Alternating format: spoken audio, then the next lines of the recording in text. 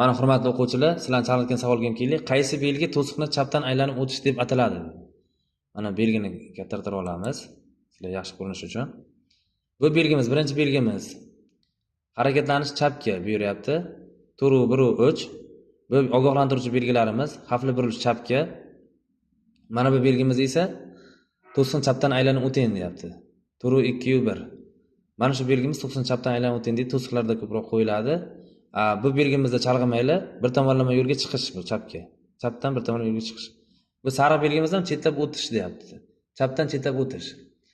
Turu 32 3 belgimiz bu chetlab o'tish yo'nalishini ko'rsatadi.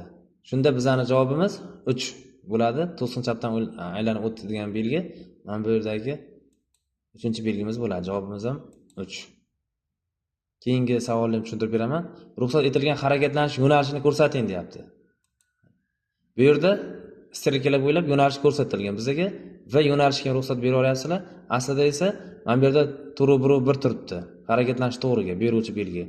Mana bu yerdagi belgi bilan 331 bilan adashtirmanglar. Nega deganda, bu barcha cheklovlarning oxirida belgi taxlovchi belgi 327 ga taalluqli. Bu esa turu 1 kuchini yo'qotmaydi. Shu tufayli faqat B ga va A ga.